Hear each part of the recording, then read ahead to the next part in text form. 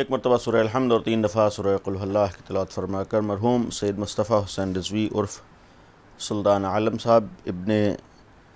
سید مظفر حسین رضوی صاحب کی روح کو ایصال فرما دیں۔ بسم اللہ الرحمن الرحیم، الحمد للہ رب العالمین، الرحمن الرحیم، مالک یوم الدین، ایاک نعبد و ایاک نستعین، اہدنا الصراط المستقیم، صراط الذین انعمت علیہم غیر المغضوب علیہم ولا الضالین۔ بسم اللہ الرحمن الرحیم، قل هو اللہ احد اللہ الصمد لم یلد ولم یولد ولم یکن له کفوا احد۔ بسم اللہ الرحمن الرحیم، قل هو اللہ احد اللہ الصمد لم یلد ولم یولد ولم یکن له کفوا احد۔ بسم اللہ الرحمن الرحیم، قل هو اللہ احد اللہ الصمد لم یلد ولم یولد ولم یکن له کفوا احد۔ فاتحہ۔ بسم اللہ الرحمن الرحیم، الحمد للہ رب العالمین، الرحمن الرحیم، مالک یوم الدین، ایاک نعبد و ایاک نستعین، اہدنا الصراط المستقیم، صراط الذین انعمت علیہم غیر المغضوب علیہم ولا الضالین۔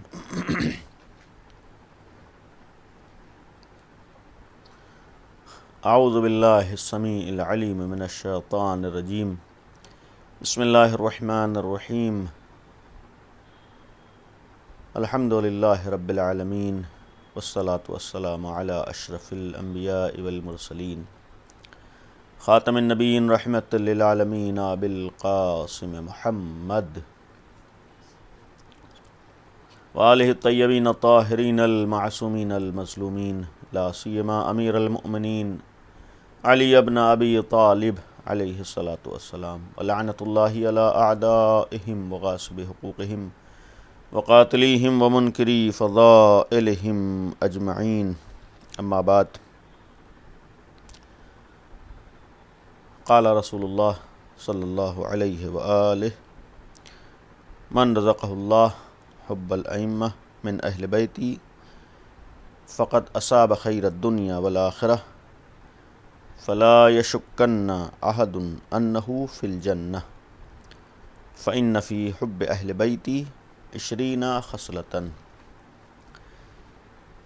ایک مرد مومن کی ایصال ثواب کی مجلس ہے، اور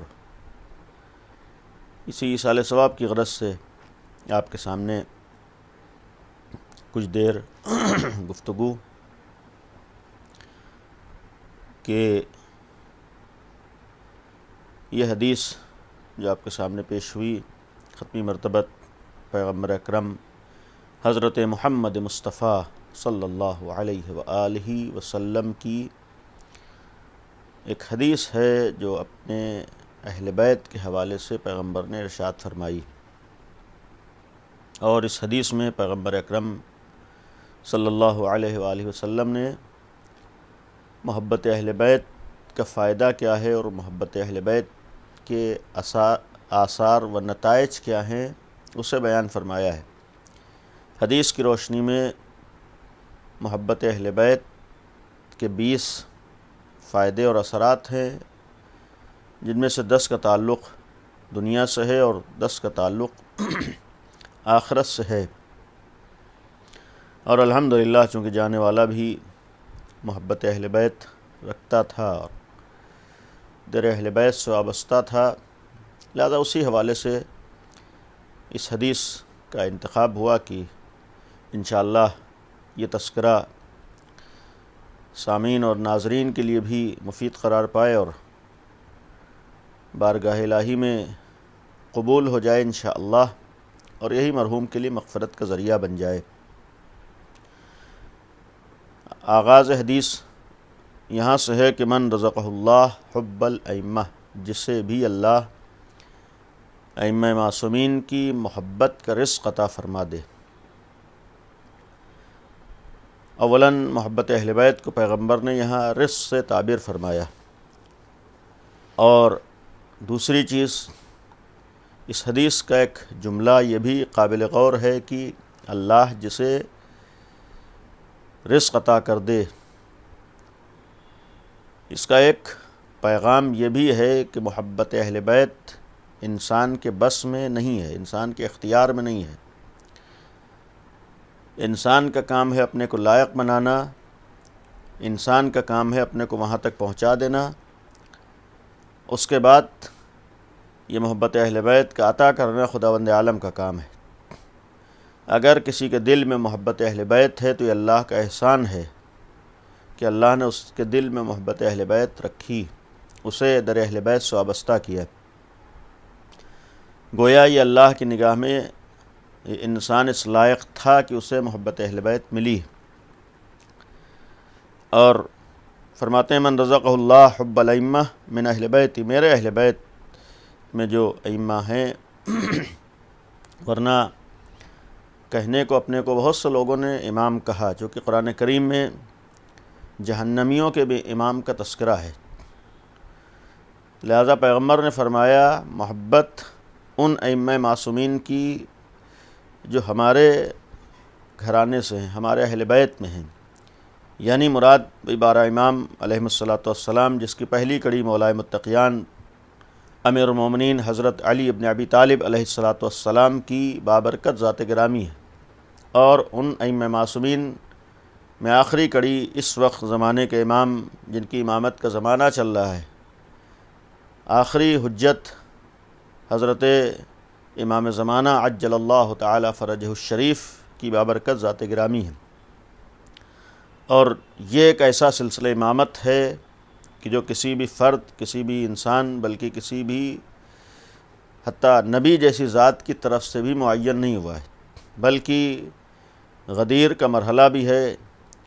یہ وہ امامت اور ولایت اور وصایت اور خلافت ہے کہ جس کو خداوند عالم نے اپنی جانب سے معین کیا ہے، لہذا جس ولایت اور امامت کو اللہ اپنی جانب سے معین کرتا ہے، ان کی محبت کو پھر اپنے خاص بندوں کو عطا کرتا ہے، اور اسی لیے غدیر میں امیر المومنین کی ولایت کا پیغمبر نے اعلان فرمایا ہے، پیغمبر نے اپنی طرف سے معین نہیں کیا ہے۔ اسی لیے ہمارے ہاں امامت کا تعلق عوام سے، مخلوق سے نہیں ہے، بلکہ پیغمبر کی جانشینی، پیغمبر کی ولایت، پیغمبر کی وصایت کا تعلق اللہ کی حکم سے ہے کہ جس طریقے سے اللہ نبی اور رسول کو بھیجتا ہے، معین کرتا ہے، اسی طریقے سے وہی اللہ پیغمبر کے جانشین کو بھی معین کرتا ہے۔ پیغمبر کے بعد جو سلسلہ امامت ہے، اس سلسلہ امامت کو بھی اللہ نے معین کیا ہے، اعلان پیغمبر اکرم نے فرمایا ہے۔ تو اب اس کے نتائج کو پیغمبر نے فرمایا کہ جس کے دل میں محبت اہل بیت ہے فقط اصاب خیر الدنیا والآخرہ، یہ محبت اگر مل گئی تو گویا دنیا اور آخرت کی تمام نیکیاں اسے مل گئیں۔ فقط اصاب خیر الدنیا والآخرہ، یعنی تمام اسے نیکیاں، تمام اچھائیاں، تمام خیر، چاہے دنیا کا ہو یا آخرت کا، اسے عطا ہو گیا۔ فلا یشکن احد انہ فی الجنہ، ایسے شخص کو شک بھی نہ ہونا چاہیے کہ وہ جنت میں نہیں ہے، یعنی وہ جنت میں ہے، جس کے دل میں محبت اہل بیت آ گئی، یا یہ بھی کہا جائے کہ اگر اللہ کسی کو محبت اہل بیت دیتا ہے تو اسی کو دیتا ہے جو جنتی ہوتا ہے۔ پیغمبر فرماتے ہیں کہ شک بھی نہ ہونا چاہیے جنتی ہونے میں۔ اب اس کے بعد سے فَإِنَّ فِي أَهْلِ بَيْتِي فَإِنَّ فِي حُبِّ أَهْلِ بَيْتِي 20 خصلتاً، 20 صفات ہیں، 20 خصوصیات ہیں محبت اہل بیت رکھنے والے کے لیے۔ لیکن اس سے قبل یہ چیز قابل غور ہے کہ پیغمبر نے بھی اس حدیث میں ارشاد فرمایا کہ اللہ محبت اہل بیت انسان کو عطا کرتا ہے، اور انسان کے دل میں محبوب بناتا ہے، چونکہ محبت کا تعلق بھی انسان کے قلب سے ہے، انسان کے دل سے ہے، اور یہاں بھی محبت کو رزق سے تعبیر کیا ہے۔ رزق کا دائرہ بہت وسیع ہے، اور ان میں سے ایک اہم رزق محبت ہے، چونکہ محبت کے مقابلے میں نفرت ہے، یعنی یہ بھی ایک اللہ عطا کرتا ہے۔ دل میں ایک چیز ہے، ایک رزق ہے جو آتا ہے جسے محبت کہا جاتا ہے، اور اسی دل میں محبت بھی پائی جاتی ہے، نفرت بھی پائی جاتی ہے، اور چونکہ اللہ عطا کرتا ہے لہذا حکم خدا سے، اور گویا جب اللہ کی جانب سے ہے تو توحید کے پرچم تلے اور توحید کے سائے میں اسے محبت نصیب ہوتی ہے۔ یہ ایک محبت نورانی بھی کہلاتی ہے، اور یہ محبت انسان کے لیے نجات اور کامیابی کا ذریعہ بنتی ہے۔ اور اس کے مقابلے میں اگر نفرت ہے تو پہلی چیز، اس دل میں اگر رزق ہے محبت کا اور اسی دل میں نفرت بھی آتی ہے، اور یہ محبت اہل بیت علیہم السلام سے اللہ دینے والا ہے، تو اولاً قابل غور یہ ہے کہ انسان کے دل میں جو محبت اہل بیت آتی ہے، اولاً ایسی ہی جگہ پر کوئی بابرکت اور پاک و پاکیزہ چیز آتی ہے جو خود پاک ہو۔ اور جب اللہ محبت اہل بیت عطا کرتا ہے، ایسے اہل بیت جن کا ایک بہت بڑا امتیاز اس صاحب عصمت ہونا ہے، کیونکہ آج ایک المیہ یہ بھی ہے کہ بعض افراد عالم اسلام سے تعلق رکھنے والے، افسوس ہے کہ ایسے افراد جو اپنے کو مسلمان کہتے ہیں، ان کا سب سے بڑا اعتراض ائمہ اہل بیت اور چہردہ معصومین کی عصمت کے اوپر ہوتا ہے، کس طریقے سے معصوم ہے۔ لیکن یہ اپنی جگہ مفصل بحث ہے کہ اللہ نے انہیں معصوم بنایا ہے، اللہ نے انہیں عصمت عطا کی ہے۔ جس طریقے سے انبیاء معصوم ہیں، رسول معصوم ہیں، ملائکہ معصوم ہیں، ویسے ہی اہل بیت علیہ السلام بھی معصوم ہیں، اللہ نے انہیں عصمت عطا کی۔ تو یہ ایک عظیم الشان شخصیتیں، بابرکت شخصیتیں۔ عصمت کا مطلب ہے کہ ان تک کسی طرح کی برائی نہیں آ سکتی، اور اس کی دلیل خود قرآن کریم کے سورہ مبارکہ احزاب کی 33ویں آیت ہے، جسے ہم لوگ آیہ تطہیر بھی کہتے ہیں۔ اس میں خود اللہ نے وعدہ کیا ہے اور اعلان کیا ہے کہ اہل بیت سے ہر طرح کے رزق کو دور رکھے گا، اور جب وعدہ خدا ہے تو وعدہ خدا غلط نہیں ہو سکتا ہے۔ تو اب یہ اگر اتنی عظمتوں کے حامل ہیں، کوئی بھی رزق، کوئی بھی برائی نہیں آ سکتی، یہ مکمل طور پر طاہر ہیں اور تمام عظمتوں کے حامل ہیں، تو اتنی عظیم ذات سے تعلق رکھنے والی محبت بھی ایسے ہی دل میں آئے گی کہ جہاں برائیاں نہ ہوں، جہاں کسی طرح کا عیب نہ ہو، کہاں کمیاں نہ ہوں، جہاں نقائص نہ ہوں۔ یعنی گویا یہ بھی ایک پیغام ہے کہ جس دل میں محبت اہل بیت ہو، اب کیسے، چونکہ دل کا تعلق نہیں معلوم ہے کہ پوشیدہ چیز ہے، دوسرے نہیں دیکھ سکتے ہیں۔ دل میں اگر محبت ہے تو پھر اس دل میں جس میں محبت ہے برائیاں نہیں ہوں گی، اور ظاہر سی بات ہے کہ اگر محبت اہل بیت ہے تو اہل بیت سے نسبت رکھنے والی محبت جس دل میں آئے گی تو پھر جو بھی در اہل بیت سے وابستہ ہوگا اس سے انسان کے دل میں نفرت نہیں ہوگی۔ یعنی یہ ایک پہلو قابل غور ہے آج ہمارے لیے۔ ہم غور کریں کہ اگر اہل بیت جیسی عظیم الشان شخصیت کی محبت، ایسے افراد کی محبت ہمارے دل میں ہے، تو پھر اس دل میں ان آل محمد سے محبت کرنے والوں کی طرف سے نہ کینہ ہمارے دل میں ہوگا، نہ نفرت ہمارے دل میں ہوگی، نہ بیر ہمارے دل میں ہوگا۔ اگر کینہ و نفرت و بیر ہمارے دل میں ہوگا تو انہی سے ہوگا جو دشمنان اہل بیت ہیں۔ ظاہر سی بات ہے کہ اس محبت کا لازمہ ان کے مقابل پر آنے والوں سے نفرت ہے۔ اگر دل میں محبت پروردگار ہے تو جو بھی اللہ کے مقابلے میں اس سے نفرت ہونا لازمی ہے۔ اگر دل میں پیغمبر اکرم سے محبت ہے تو پیغمبر کے دشمنوں سے نفرت ہونا اسی دل میں لازمی ہے۔ اگر اہل بیت علیہ السلام سے محبت ہے تو ان کے دشمنوں سے محبت سے نفرت ہونا انسان کے لیے لازمی ہے۔ یعنی یہ محبت و نفرت آمنے سامنے کی چیزوں سے ہوگی، لیکن یہ نہیں ہو سکتا ہے کسی محب اہل بیت سے نفرت ہو، کسی محب اہل بیت سے ہمارے دل میں کینہ ہو، کسی محب اہل بیت سے ہمارے دل میں بیر پایا جاتا ہو۔ یہ ایک قابل غور ہے آج ہمارے لیے۔ آج ایک بہرحال بہت بڑا سوال ہے کہ اگر ہم نے اہل بیت علیہ السلام سے محبت کی ہے، اللہ نے ہمارے دل میں محبت اہل بیت دی ہے، عطا کی ہے، تو ہماری کوشش ہونا چاہیے کہ اس دل میں کسی بھی محب اہل بیت سے نفرت نہ ہونے پائے۔ اور ظاہر سی بات ہے کہ جب اللہ نے دل میں محبت اہل بیت دی ہے تو پھر اس کی طرف سے یہ بھی ہمارے لیے پیغام ہے کہ جو اہل بیت کے در سے وابستہ ہیں، جو محب اہل بیت ہیں، جو علی ابن ابی طالب سے وابستہ ہیں، ان سے ہمارے دلوں میں کینہ نہ ہونے پائے، نفرت نہ ہونے پائے۔ اب چونکہ اللہ نے محبت اہل بیت دی ہے تو پھر شیطان، ظاہر سی بات ہے کہ دشمن ازلی ہے انسانوں کا، اور بالخصوص وہ دشمن ہے اہل بیت علیہ السلام کا، اس کے پیروکار آج بھی جتنے پائے جاتے ہیں وہ اہل بیت علیہ السلام کے دشمن ہیں۔ اب اگر ادھر سے کوشش ہونا چاہیے کہ دل میں محبت اہل بیت کے ساتھ ساتھ اہل بیت کے چاہنے والوں سے محبت ہو اور ان کے طرف سے کسی طرح کا کینہ و نفرت نہ ہو، تو پھر دشمن اور اہل بیت کے دشمن یہ چاہیں گے، شیطان یہ چاہے گا کہ ہمارے دل میں اہل بیت کے چاہنے والوں کی طرف سے محبت نہ آنے پائے اور کینہ و نفرت رہے۔ اب یہ ہمارے لیے ایک امتحان ہوتا ہے، ہمیں خود اس بات کا فیصلہ کرنا ہے کہ علی والوں سے ہمیں دل میں کینے رکھنے ہیں، بیر رکھنا ہے، بغض رکھنا ہے، یا اپنے دل کو علی والوں سے صاف رکھنا ہے۔ نہیں، اتنا یقین رہے کہ محبت امیر المومنین کا تقاضا ہے، محبت امام حسین کا تقاضا ہے، محبت آل محمد کا تقاضا ہے، محبت صدیقہ طاہرہ کا تقاضا ہے کہ ہم ان افراد سے ہرگز اپنے دلوں میں کینہ و نفرت نہ رکھتے ہوں جو در اہل بیت سے وابستہ ہیں، جو در امیر المومنین سے وابستہ ہیں، جو ولایت امیر المومنین سے وابستہ ہیں۔ کسی کے دل میں کیا ہے ہمیں نہیں معلوم ہے، صرف ہمارے لیے اتنی ذمہ داری ہے کہ جس نے بھی محبت امیر المومنین کا اعتراف کیا ہے، اقرار کیا ہے، جس نے صدیقہ طاہرہ سے محبت کا اظہار کیا ہے، آج انہی صدیقہ طاہرہ سے محبت کا تقاضا یہ ہے کہ ہر محبت اور ولایت کا اظہار کرنے والے کو ہم اپنا سمجھتے ہوں۔ ہرگز ہم یہ نہ سوچیں کہ صرف ہم ہی اہل بیت سے محبت کرنے والے ہیں، صرف ہم ہی اہل محمد کے چاہنے والے ہیں، صرف ہمارے ہی پاس ولایت آل محمد ہے۔ نہیں، ظاہر سی بات ہے کہ اللہ نے بہت سوں کو عطا کی ہے۔ انسان کے ظاہر کو دیکھ کر اس کے باطن پر ہمیشہ حکم نہیں لگایا جا سکتا ہے۔ خطائیں ہر انسان سے ہوتی ہیں، صاحب عصمت ہر انسان نہیں ہے،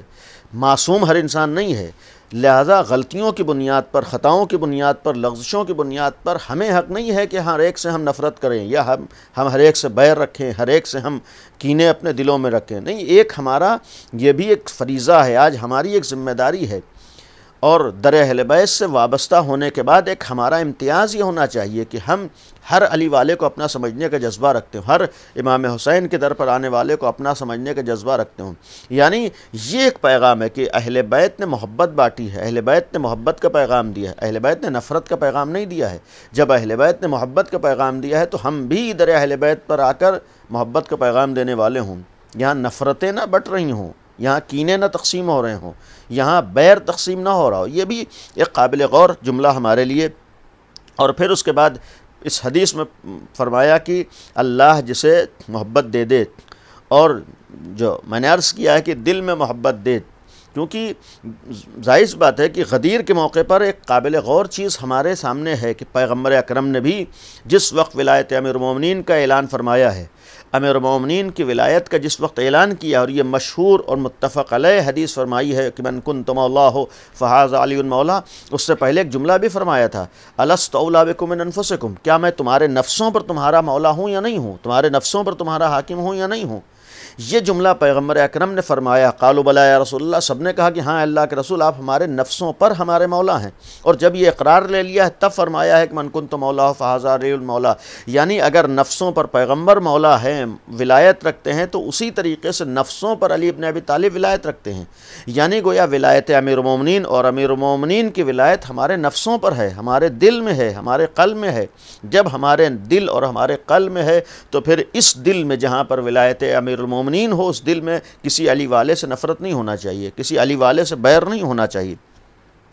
اور پھر اس کے بعد کا جملہ ہے کہ جو محبت اہل بیت تک آ گیا، جس کو اللہ نے محبت اہل بیت عطا کر دی، جو امیر المومنین کا چاہنے والا ہو گیا، جو صدیقہ طاہرہ سے محبت کرنے والا ہو گیا، جو ائمہ معصومین سے محبت کرنے والا ہو گیا، پیغمبر نے فرمایا کہ وہ جنتی ہونے میں شک نہ کرے۔ اب یہاں پر ایک جملہ قابل غور ہے کہ پیغمبر نے اس حدیث میں جو فرمایا ہے کہ وہ جنت میں ہے، یہ ایک قابل غور ہے کہ ایسا نہیں ہے کہ وہ بعد میں جنت میں جائے گا، یعنی اس وقت بھی وہ جنتی ہے، اس وقت بھی وہ جنت میں ہے، یعنی یہ ایک پہلو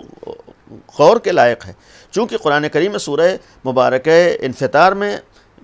ایک اعلان ہے کہ ان الابرار لفی نعیم، یعنی جو لوگ نیک ہیں، جو لوگ ابرار ہیں، جو لوگ اچھے ہیں، ان الابرار لفی نعیم، وہ لوگ نعمتوں میں ہیں۔ اس کا ایک مفہوم ہے کہ وہ لوگ اس وقت نعمتوں میں ہیں، یعنی جنت میں ہیں، نعمتوں سے مراد یہ بھی۔ وَإِنَّ الْفُجَّارَ لَفِي جَحِيمٍ، اور جو لوگ برے ہیں، جو لوگ اس در سے دور ہیں، وہ لوگ جہنم میں ہیں۔ یعنی یہ خود اعلان ہو رہا ہے کہ اس وقت بظاہر ہم دنیا میں زندگی گزار رہے ہیں، لیکن اگر محبت اہل بیت ہے تو یہ محبت اہل بیت کی بنیاد پر ہم جنتی ہیں۔ اور چونکہ یہ بھی ایک قابل غور جملہ ہے کہ اگر جنت کا معاملہ ہو اور انسان کا جنت میں جانا ہو، معاملہ یہ ہے کہ خود جنت اہل بیت سے بڑھ کے نہیں ہے، یعنی اہل بیت کے صدقے میں جنت ہے، اہل بیت کی وجہ سے جنت ہے، یعنی یہ کہا جائے کہ اہل بیت کی محبت کا ایک نتیجہ جنت ہے۔ اگر محبت اہل بیت تک انسان آ گیا ہے، انسان کے دل میں محبت اہل بیت ہے، تو پھر اسے گویا جنت مل گئی، وہ جنتی ہو گیا، وہ جنتی ہے۔ اور جب وہ جنتی ہے محبت اہل بیت رکھنے والا، اور کون ایسا امیر المومنین کا چاہنے والا ہو، کون ایسا اہل بیت کا ماننے والا ہے، کون ایسا صدیقہ طاہرہ کا پیروکار ہے کہ جو یہ نہ مانتا ہو کہ در اہل بیت پر آنے کے بعد جنت مل جاتی ہے، یعنی جنتی ہے۔ اور یقیناً اس حدیث میں بھی ہے کہ ہاں انسان جنت میں ہے، اگر امیر المومنین تک آیا ہے، امیر المومنین کے در سے وابستہ ہو گیا تو وہ جنتی ہو گیا۔ اور پھر یہاں تک تو قابل غور ہے، یہاں تک تو یقینی طور پر کہ انسان جنتی ہے، لیکن ایک مرحلہ اس کے بعد کا ہمارے لیے قابل غور ہے کہ اگر محبت امام علی کی طفیل میں، صدیقہ طاہرہ کی محبت کے صدقے میں، اہل بیت علیہ الصلوۃ والسلام کی محبت کے صدقے میں اللہ نے ہمیں جنتی بنایا ہے، ہم جنتی ہیں، ہم جنت میں ہیں، یا ہمارے لیے یہ ایک مرحلہ ہے کہ ہمیں اللہ نے جنتی شمار کیا ہے، تو اب اس کے بعد کا فیصلہ ہمارے اختیار میں ہے کہ اگر اللہ نے ان کی محبت کے صدقے میں ہمیں جنتی بنایا ہے تو کیا پھر ہمارے کام بھی وہی ہیں جو جنتیوں والے ہوتے ہیں؟ یہ فیصلہ تو ہر انسان کو کرنا ہے، یعنی یہ کہ محبت اہل بیت دل میں ہے یا نہیں ہے، ہمارے دل میں کس حد تک محبت اہل بیت ہے۔ گویا اگر یہ حدیث سے بیان کر رہی ہے کہ محبت اہل بیت رکھنے والا جنتی ہے، تو پھر یقینی طور پر جنتیوں کے کام یا جنت والوں کے کام ہمارے سامنے ہونا چاہیے، یعنی جو جنتی ہو پھر کام وہی ہوں گے جو جنتیوں والے ہوتے ہیں۔ اگر یہ جائزہ لینا ہو کہ دل میں محبت اہل بیت ہے یا نہیں ہے، تو یہ کہا جا سکتا ہے اس روشنی میں کہ انسان کے اعمال گواہی دیں گے کہ وہ جنتی ہے یا جنتی نہیں ہے، انسان کے کام گواہی دیں گے کہ وہ جنتی ہے یا نہیں جنتی ہے۔ ظاہر سی بات ہے کہ اگر ایک انسان جنتی ہے اور احادیث کی روشنی میں وہ اس وقت جنتی ہے، تو جب اس وقت جنتی ہے تو پھر کام وہی کرے گا جو جنت والوں کے ہوتے ہیں۔ اب اتنا یقین ہے کہ اگر کوئی انسان یقینی طور پر جنتی ہے وہ کبھی جھوٹ نہیں بولتا ہوگا، اگر کوئی انسان یقینی طور پر جنتی ہے وہ غیبت نہیں کرتا ہوگا، اگر کوئی انسان جنتی ہے تو وہ گناہوں کی طرف نہیں جاتا ہوگا، اگر کوئی انسان جنتی ہے تو اس کی نمازیں نہیں چھوٹتی ہوں گی، اگر کوئی انسان جنتی ہے تو روزے نہیں چھوڑے گا، اگر انسان جنتی ہے تو وہ بیجا کسی سے دشمنی نہیں کرے گا، اگر انسان جنتی ہے تو پھر کسی پر ظلم نہیں کرے گا، اگر انسان جنتی ہے تو کسی کو ستائے گا نہیں، اگر انسان جنتی ہے کسی کا مال غصب نہیں کرے گا، اگر انسان جنتی ہے تو پھر اس کی زندگی میں گناہ اور معصیت اور برائیاں نہیں پائی جائیں گی۔ اگر پیغمبر اکرم صلی اللہ علیہ وآلہ وسلم نے فرمایا کہ جس کے دل میں محبت اہل بیت اللہ نے عطا کر دی، امیر المومنین کی محبت اسے دے دی، وہ جنتی ہے، اس میں شک نہ کرو۔ اب اس کا مطلب ہے کہ جو بھی در اہل بیت سے وابستہ ہو گیا اپنے اعمال اور اپنے کردار اور اپنے افعال کے اوپر توجہ دے کہ اگر جنتی ہو گیا ہے تو وہی کام اس سے صادر ہوتے ہوں گے، وہی کام سامنے آتے ہوں گے جو ایک جنتی کے ہونا چاہیے۔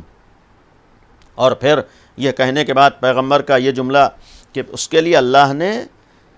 10 صفات رکھے ہیں، یا یہ کہا جائے کہ محبت کے نتیجے میں 10 اثرات ہیں، 10 نتائج ہیں۔ بہرحال محدود وقت میں آپ کے سامنے بیان کرنا ہے، صرف خلاصتاً میں سلسلے وار بیان کر دوں ورنہ تفصیلات ہیں۔ پیغمبر نے پہلی چیز فرمائی کہ جس کے دل میں محبت اہل بیت ہے، فرمایا فَإِنَّ فِي حُبِّ أَهْلِ بَيْتِ 20 خصلةً، میرے اہل بیت کی محبت جس کے دل میں ہے اس کے لیے 20 خصلتیں ہیں، 20 صفات ہیں۔ 10 منها فی الدنیا، 10 صفتیں، 10 خصوصیات اس کی دنیا میں ہوں، 10 عادتیں ہوں گی۔ و10 منها فی الآخرہ، اور 10 چیزیں آخرت میں ہیں۔ اما التی فی الدنیا، جو محب اہل بیت امیر المومنین سے محبت کرنے والے کہ دنیا میں جو نتائج اثرات سامنے آئیں گے ان میں سب سے پہلے فالزہد، وہ زاہد ہوگا، زہد رکھتا ہوگا۔ زہد کا جو مفہوم ہمارے یہاں بیان ہوا یعنی محبت دنیا اس کے دل میں نہیں ہوگی، دنیا سے صرف دنیا کے لیے محبت نہ کرتا ہوگا، دنیا سے اس کا لگاؤ نہیں ہوگا، اس لیے کہ اگر علی ابن ابی طالب سے وابستہ ہوا ہے اور اس کے دل میں محبت علی آئی ہے تو علی اس دنیا کو طلاق دے چکے ہیں، اور جس دنیا کو علی ابن ابی طالب طلاق دے چکے ہوں، دوری اختیار کر چکے ہوں، یہ نہیں ہو سکتا ہے ان علی کا چاہنے والا اسی دنیا سے دل لگا رہا ہو۔ زہد کا مفہوم یہ ہے یعنی اسے دنیا کی فکر نہیں، آخرت کی فکر ہے۔ وہ دنیا کو بھی آخرت کے لیے وسیلہ بناتا ہے۔ اگر دنیا میں کچھ بھی کرتا ہے اس لیے کرتا ہے کہ اس کے آخرت میں کام آئے،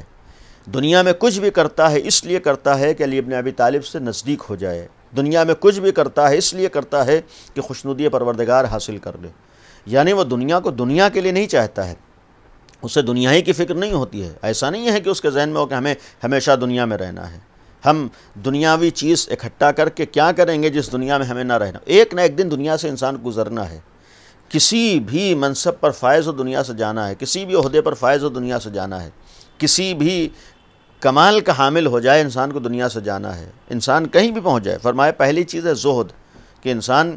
دنیا میں زہد رکھتا ہو، ایک اس کی صفت دنیا میں ہے کہ دنیا کی طرف لگاؤ، دنیا کی طرف رغبت، دنیا ہی کی فکر اس کے لیے نہ ہو۔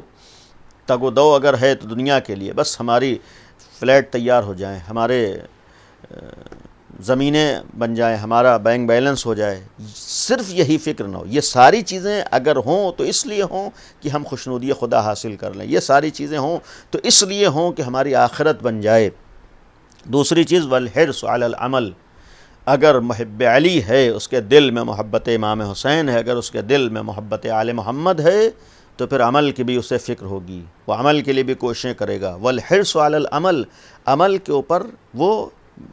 اظہار کرے گا، یعنی اس کے اندر للک پائی جاتی ہوگی، اس کے اندر حرص پائی جاتی ہوگی عمل انجام دینے کی۔ نیک اعمال، اچھے اعمال، حسن عمل اس کی زندگی میں پایا جاتا ہوگا۔ اگر اعمال نمازیں ہیں تو اس کی زندگی میں نماز پائی جاتی ہوگی، روزے ہیں حسن عمل تو روزہ پایا جاتا ہوگا، اگر اچھائیاں ہیں تو اچھائیاں پائی جاتی ہوں گی۔ تو والحرص علی العمل، زندگی میں کام کرنا، زندگی میں اعمال انجام دینا، وہ ایک نمونہ ہے محبت اہل بیت کا۔ اس سے یہ بھی کہا جا سکتا ہے کہ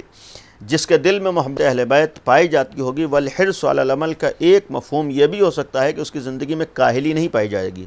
اس کی زندگی میں بیکاری نہیں پائی جائے گی۔ یہ نہیں ہے کہ صبح سے شام تک ہم خالی بیٹھے ہوئے ہیں، کوئی ہمارا کام نہیں ہے، صرف ہمارا پورا وقت بیکاری میں گزر رہا ہے، صرف باتوں میں گزر رہا ہے۔ آج کے زمانے میں صرف 24 گھنٹے ہمارے موبائل کے اوپر گزر رہے ہیں، نہیں، فرمایا کہ والحرص علی العمل، نیک عمل، حسن عمل اس کی زندگی میں ہوگا۔ تیسری چیز فرمائی جو محبت اہل بیت کا فائدہ ہے، والورع فی الدین، دین میں بھی اس کے ورع پایا جاتا ہوگا، تقوی پایا جاتا ہوگا، خیال پایا جاتا ہوگا، دین کی فکر ہوگی، وہ دیندار ہوگا۔ یعنی اگر محب اہل بیت ہے تو بے دین نہیں ہوگا، یعنی امیر المومنین کی محبت انسان کو دیندار بناتی ہے، بے دین نہیں بناتی ہے۔ ہمیں جائزہ لینا اس حدیث، اس جملے کی روشنی میں کہ کس حد تک محبت اہل بیت ہمارے دل میں ہے، کس حد تک محبت آل محمد ہمارے دل میں ہے، تو دیکھیں کس حد تک ہماری زندگی میں دینداری پائی جاتی ہے۔ یعنی اگر ہم محبت اہل بیت کا دعویٰ تو کر رہے ہوں لیکن زندگی میں بے دینی پائی جاتی ہو تو اس کا مطلب ہم نے محبت اہل بیت کو نہیں پہچانا ہے۔ اس لیے کہ آل محمد ہمیں بے دین نہیں بناتے ہیں، آل محمد ہمیں دیندار بناتے ہیں۔ آل محمد کی محبت کے اندر یہ اثر پایا جاتا ہے کہ انسان دیندار ہوتا ہے۔ محبت اہل بیت میں یہ اثر، پیغمبر فرما رہے محبت اہل بیت میں یہ اثر ہے کہ انسان کی دینداری میں اضافہ ہوتا ہے۔ والورع فی الدین، اسے دین کی فکر ہوتی ہے، دین کا خیال ہوتا ہے۔ اس کی نگاہوں میں ہے کہ اگر اہل بیت اس دین کے لیے اپنی جانوں کا نذرانہ پیش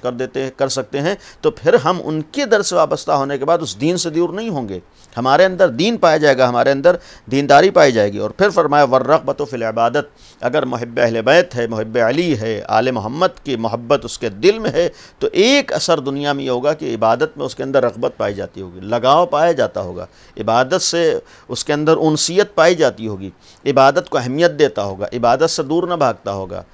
عبادت کے اندر لذت محسوس کرتا ہوگا، یعنی عبادت گزار ہوگا اگر محب اہل بیت ہے۔ اگر محبت آل محمد اس کے دل میں ہے تو پھر عبادت بھی پائی جائے گی۔ اور پھر والتوبہ قبل الموت، اگر محب اہل بیت ہے دنیا میں ایک اس کا اثر یہ ہے کہ موت سے پہلے وہ توبہ کرے گا، اس لیے کہ یہ یقین ہے کہ سب غیر معصوم ہے۔ جب غیر معصوم ہے تو غیر معصوم سے امکان خطا پایا جاتا ہے، جب امکان خطا پایا جاتا ہے تو پھر اس امکان خطا کی بنیاد پر ہر وقت ایک محب اہل بیت کا فریضہ اور ذمہ داری یہ بھی ہوتی ہے کہ اللہ کی بارگاہ میں توبہ استغفار کرتا ہے۔ اور جب قبل الموت توبہ کرتا ہے، چونکہ موت کا وقت معین نہیں ہے، انسان کب چلا جائے نہیں معلوم ہے، تو ہر وقت توبہ کی حالت میں رہتا ہے، ہر وقت استغفار کی حالت میں رہتا ہے، ہر وقت اللہ کی بارگاہ میں اپنے لیے توبہ استغفار کرتا ہے۔ اور اہل بیت جیسے افراد نے جب ہمیں تعلیم دیا ہو، سکھایا ہو جہاں عصمت ہے، جہاں گناہ کا تصور نہیں ہے، اگر ان افراد نے اللہ کی بارگاہ میں استغفار کیا ہے تو ہمارے جیسوں کو سکھایا ہے کہ ہر وقت تم بھی توبہ کی حالت میں رہو، توبہ قبل الموت، یعنی ہر وقت ظاہر سی بات جب انسان ہر وقت توبہ کرے گا تو قدم گناہوں کی طرف نہیں جائیں گے، پھر انسان معصیت کی طرف نہیں جائے گا۔ اور پھر ایک اور صفت جو محب اہل بیت کے لیے ہے، پیغمبر نے فرمایا، یعنی ایک علی والا ہونا اپنی نگاہوں میں اور ہے، اور ایک پیغمبر جیسے ذات گرامی کے نگاہوں میں علی والا ہونا اور ہے۔ یہ صفات علی والے کے لیے، حسین والے کے لیے، آل محمد والے کے لیے پیغمبر فرما رہے ہیں۔ والنشاط فی قیام اللیل، نماز شب میں وہ دلچسپی رکھتا ہوگا، شوق رکھتا ہوگا، یعنی پیغمبر نے فرمایا کہ نماز شب میں وہ لذت محسوس کرے گا۔ اب ظاہر سی بات لذت محسوس کرے گا، نماز شب پڑھتا ہوگا۔ اب جس کی نماز شب نہ چھوٹتی ہو اس کی پنجگانہ چھوٹ جا نہیں ہو سکتا ہے۔ یہ پیغمبر فرما رہے ہیں کہ اگر محب اہل بیت ہے تو پنجگانہ تو دور کی بات ہے، اس کی نماز شب نہیں چھوٹے گی۔ اور پھر نماز شب کے لیے والنشاط فی قیام اللیل، نماز شب کے لیے قیام اللیل ہوگا،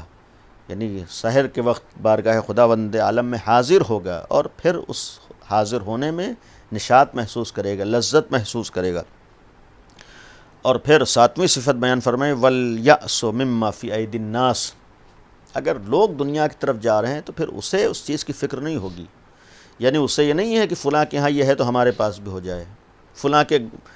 گاڑی کھڑی دروازے پر ہے تو ہماری بھی گاڑی ہو جائے، فلاں کا فلیٹ تیار ہے تو ہمارا بھی فلیٹ تیار ہو جائے، فلاں کا بینک بیلنس اتنا ہے تو ہمارا بھی ہو جائے، فلاں یہ کام کر رہا ہے تو ہم بھی نہیں۔ امام نے فرمایا کہ لوگوں کی چیزوں پر اس کی نگاہیں نہیں رہتی۔ وَالْيَأْسُ فِي مِمَّا فِي أَيْدِي النَّاسِ، لوگوں کے چیزوں، ہاتھوں میں جو چیزیں ہیں، لوگوں کے پاس جو چیزیں، اس کی اسے پرواہ نہیں ہوتی، اس کی انہیں فکر نہیں ہوتی،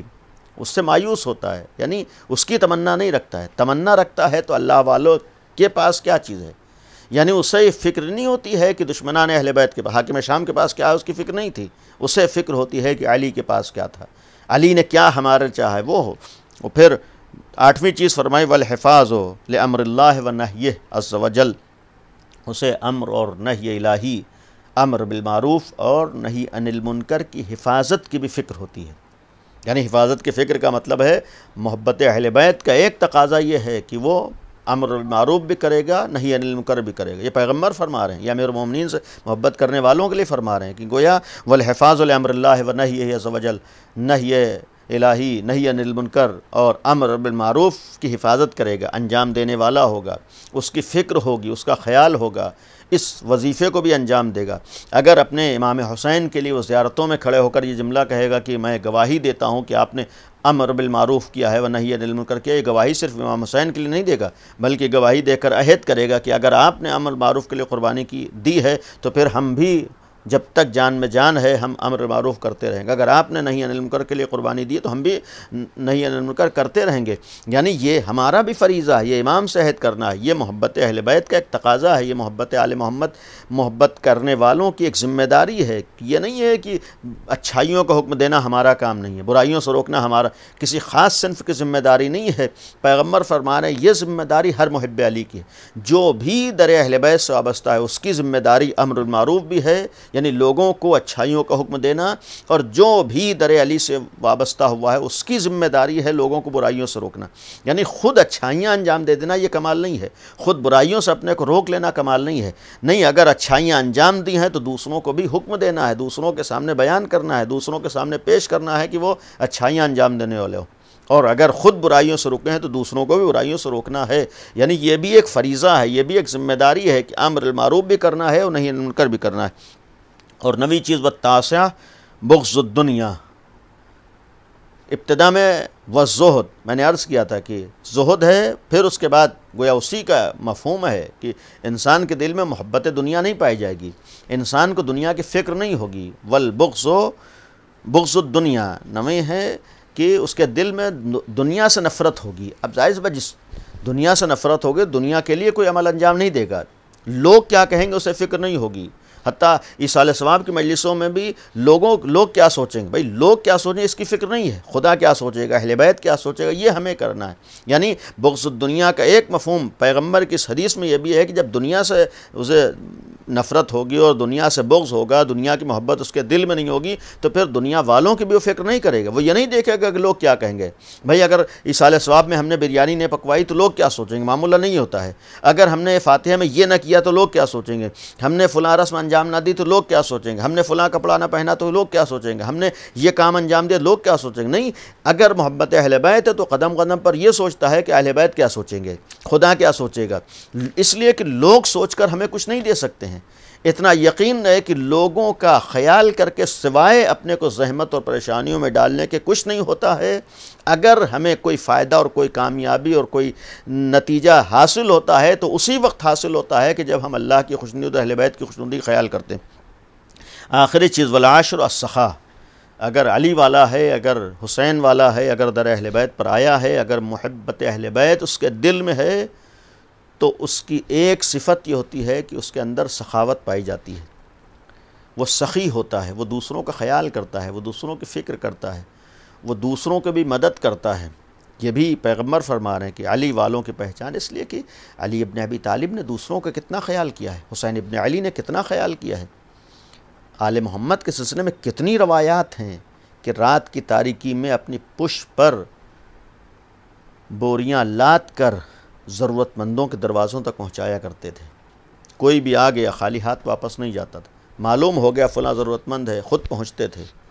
یعنی یہ اگر کردار، یہ نمونہ عمل اہل بیت پیش کر کے جا رہے ہیں تو ان سے محبت کرنے والوں کی بھی، اور بالخصوص ان حالات میں، اس دور میں، اس زمانے میں جہاں وبا کی وجہ سے پریشانیاں ہیں، دشواریاں ہیں، مشقتیں ہیں، زحمتیں ہیں، مسائل ہیں، مشکلات ہیں، ہر انسان مشکلات اور پریشانیوں کا شکار ہے. ایسے میں محبت علی اور محبت اہل بیت کا یہ ثبوت بھی پیش کرنا ہے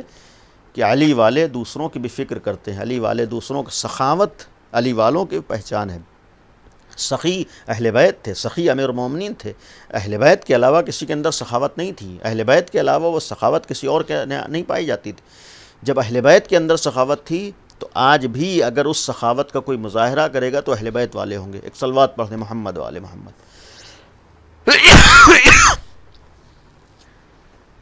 تو یہ ایک امیر المومنین سے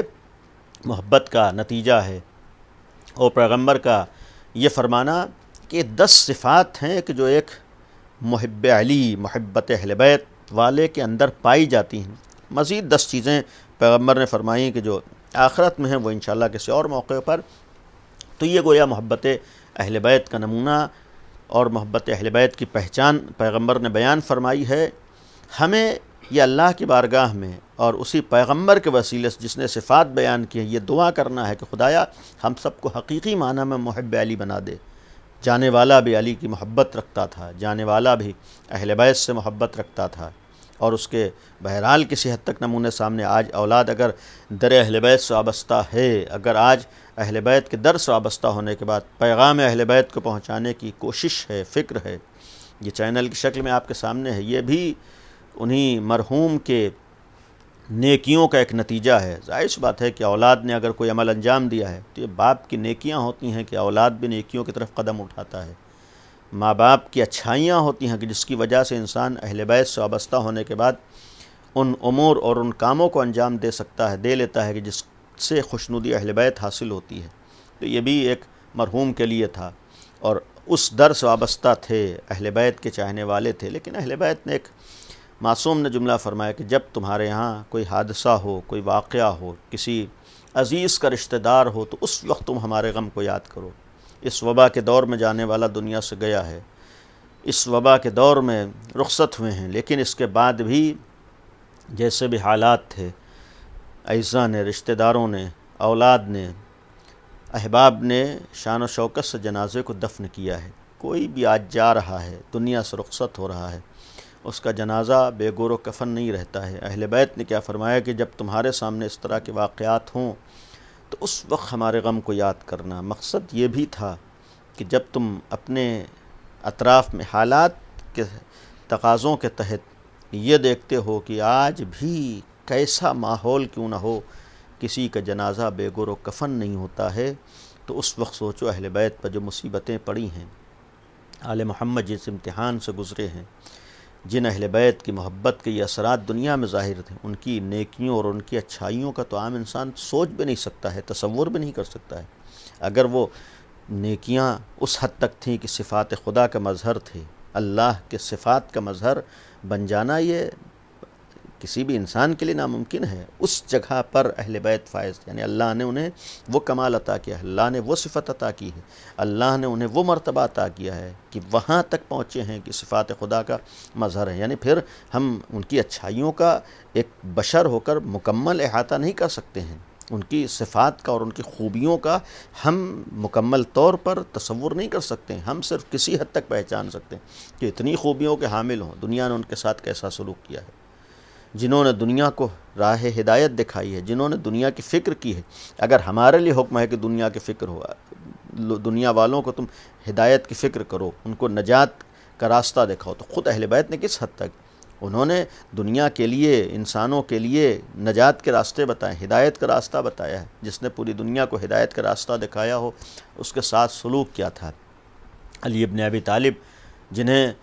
پیغمبر اکرم نے حکم خدا سے اس کائنات کا حاکم اور سرپرست بنایا تھا، جس امیر المومنین کو اللہ نے ولایت عطا کی تھی، ان امیر المومنین کے ساتھ سلوک کیا ہوا ہے۔ حتیٰ یہ بھی ایک واقعاً قابل افسوس ہے کہ ابھی پیغمبر 1.25 لاکھ کے مجمع میں جس کی وصایت، ولایت، خلافت اور جانشینی کا اعلان کر کے جا رہے تھے، پیغمبر کی آنکھ بند ہوتے ہی ان امیر المومنین کے ساتھ سلوک کیا ہے، ان امیر المومنین کے ساتھ برتاؤ کیا ہے۔ آسان نہیں ہے، ایام عزائے حسین ابن علی نزدیک ہیں، کتنا سخت مرحلہ ہوتا ہے۔ اس مصیبت اور اس امتحان کی منزل میں وفات پیغمبر کے بعد جس کا آغاز ہوا ہے، ابھی پیغمبر کی آنکھ بند ہوتی ہے، اسی دروازے پر جس پر پیغمبر آ کر سلام کیا کرتے ہیں، آگ و لکڑیاں جمع ہوتی ہیں، دروازے میں آگ لگائی جاتی ہے۔ نبی کی عظیم الشان بیٹی، جس کی محبت کے نتائج اور اثرات پیغمبر بیان کر کے جا رہے تھے، جس کی عظمتوں کا اعلان کر کے پیغمبر جا رہے تھے، دروازے کے پیچھے آتی ہے۔ جلتا ہوا دروازہ اس بیٹی پر گرتا ہے۔ یہ صرف مدینے میں جلتا ہوا دروازہ نہیں گرا ہے، بلکہ یہ آغاز تھا مدینہ، اس کا انجام کربلا ہے۔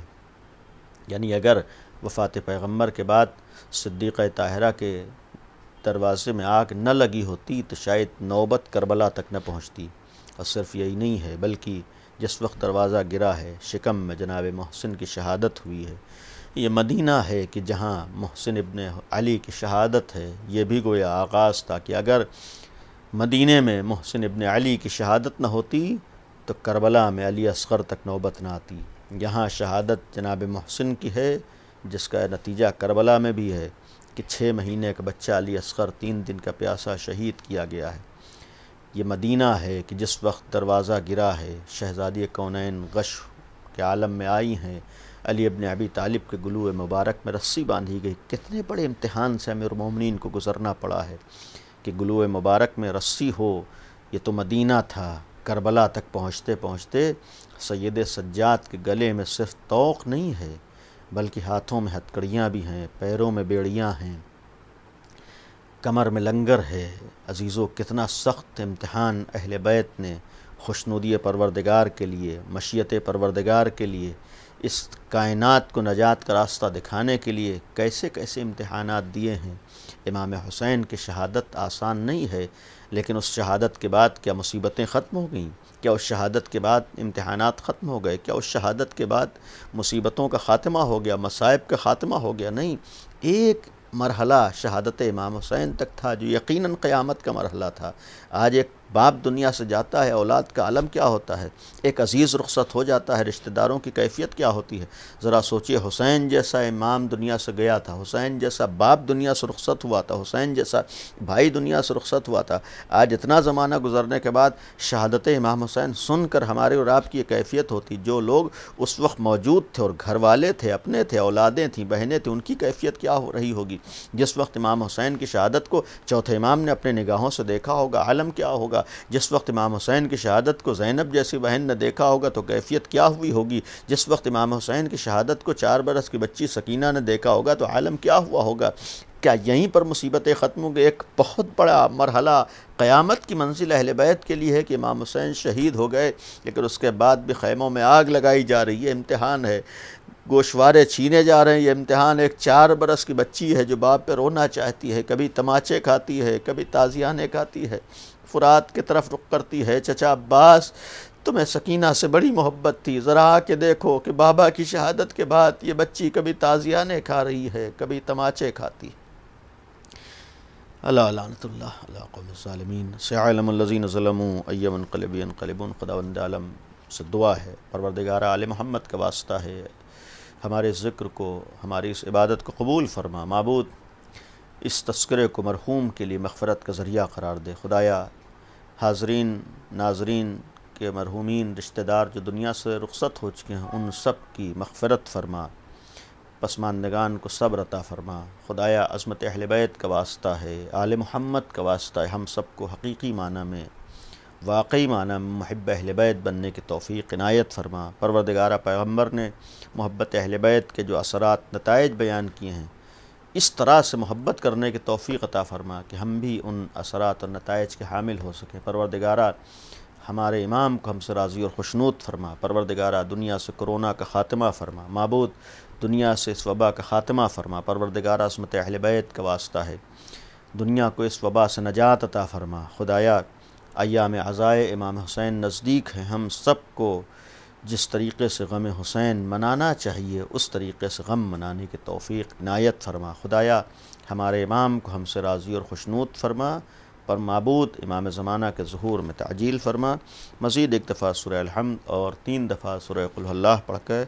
مرحوم سید مصطفیٰ حسین رضوی عرف سلطان عالم ابن سید مظفر حسین رضوی صاحب کی روح کو ایصال فرما دیں۔ بسم اللہ الرحمن الرحیم، الحمد للہ رب العالمین۔